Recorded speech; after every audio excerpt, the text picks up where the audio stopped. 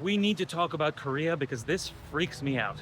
It's not the toxic work culture, it's that every conversation in Korea isn't about how their culture is going extinct. Here's Korea's population pyramid.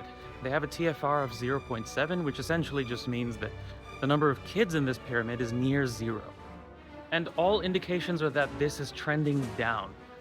So what that means is that for every 100 people today, you get 35 children, and you'll get 14 grandchildren.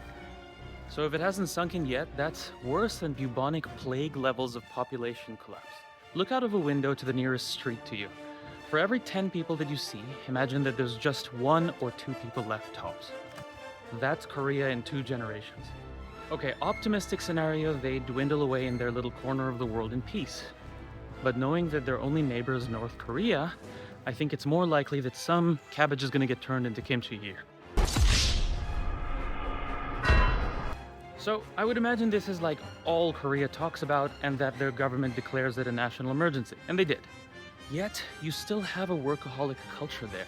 You still have an overemphasis on late-night education.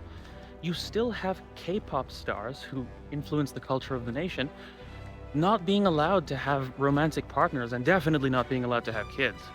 Remember how with climate change, people had to work for decades just to convince governments and people to do more, and now people are pretty active for it? Well, Korea doesn't have decades.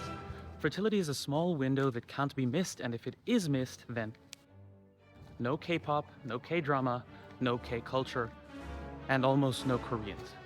Maybe there's another creative solution here. Samsung or LG start mass manufacturing test tube babies, I don't know. But this is definitely one of those situations where I feel this Korean and general East Asian culture of not being too direct is kind of biting them in the ass. And I like Korea too much to not be worried about what happens next. Until next time.